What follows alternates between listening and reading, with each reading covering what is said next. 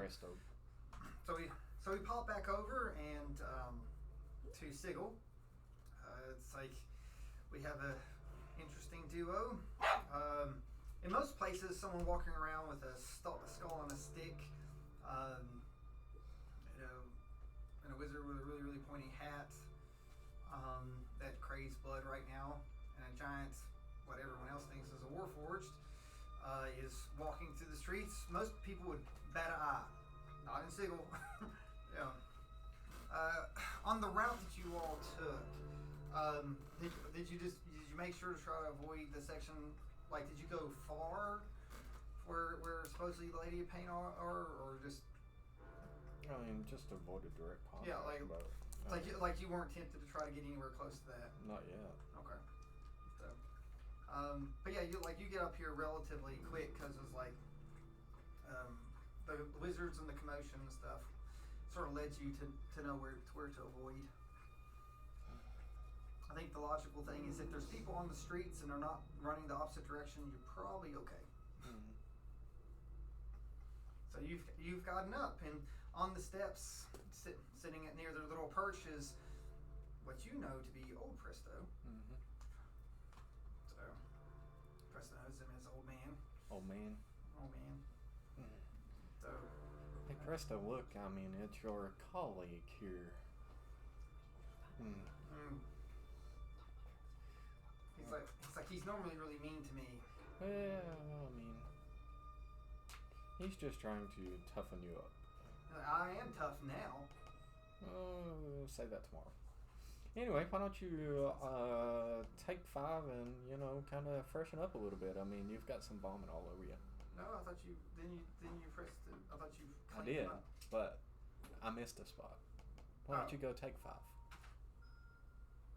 I mean, you can sit down and rest your weary legs. So he sort of looks at you and he goes. So he rubs his hat. He's like, yes. But while never mind, I've got the books. So he goes and the patron says that he's going to go with him. Please, yes. I No, mean, it's like, accompany him. Make sure he turns. He says, "I think that you're safe. He might not." Yeah. Keep him out of trouble. Just for a minute. Your younger self.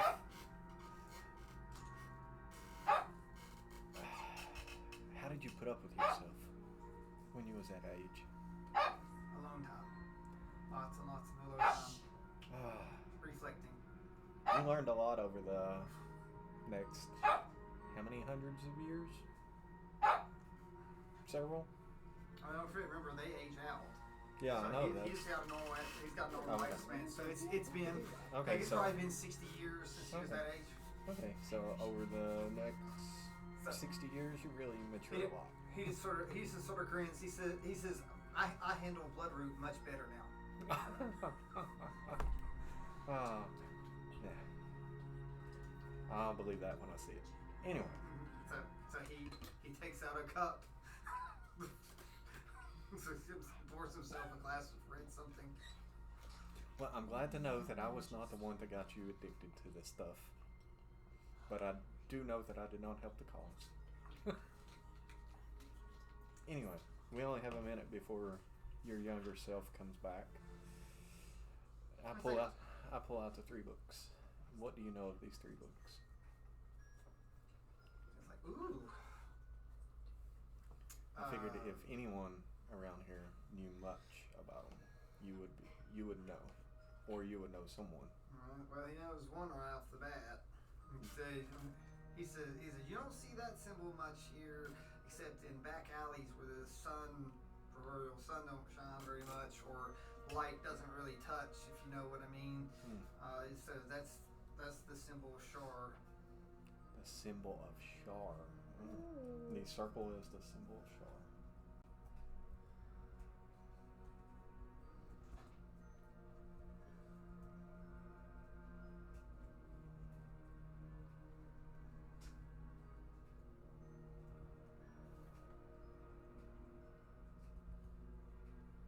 He's looking at the other ones trying to...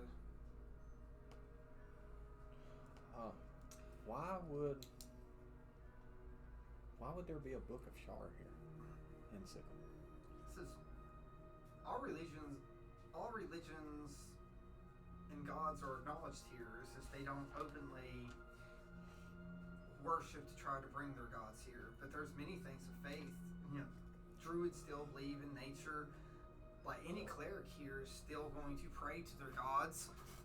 They're going to be really careful about overusing like their channel divinities and stuff like that to try to pull their gods' powers here in too much abundance. Yeah, I understand that, but there's a difference in having faith in your god, worshiping your god, and there actually being a book of Shar here. So, more likely that it was probably a priest book. Then why would Shemeska want it? She's not a priest. I've never known Shemeska to want a lot. Unless you can get money for it. All you have to do is meet her a couple times. You know that's what she worships. So this is not really something she wants. She knows somebody that wants it. You talk to her, say how do you feel about that? He looks at another one and he goes, "That's an interesting symbol." He said that is the symbol of the creator of the elves. Which one? The crescent moon symbol. Okay, both crescent moons? Well, it's like one's one way, okay. One's the yeah, other. Okay. So the one that is also known as the sickle moon. Crescent moon. It's the first quarter, so the one like this. Yeah. Like that. So the crescent moon book is what? That's Letharian, the creator of the elves.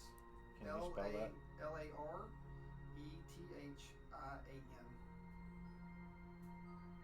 Letharian. The creator of the elves.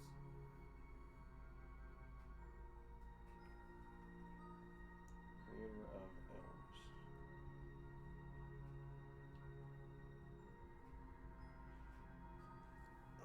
That one I know is written in like in code. Do you think it's an elvish code? Since it's it has something to do with elves? You want to look at it? Yeah. He's going through his arcana stuff and he's looking at that. He's like I don't really feel any type of magic, so some type of cant. He says usually it's a cant of a church, so you maybe have to find the specific a church, or a cleric or some type of temple towards Letharian.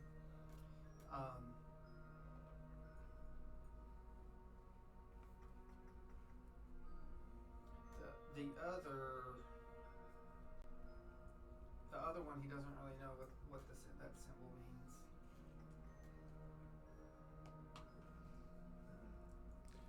Okay. Yeah. Been more helpful than your younger self so far. I just need to piece together the puzzle as to why Shemeska wants this book.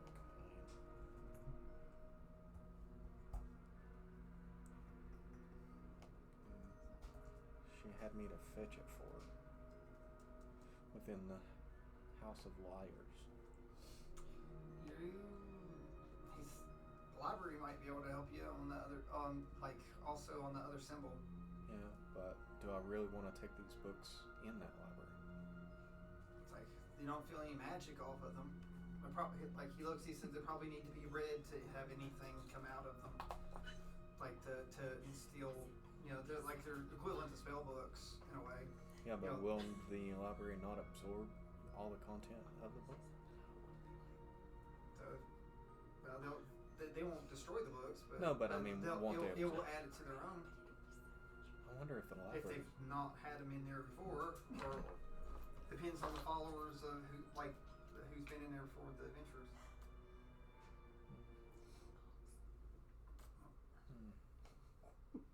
I just don't want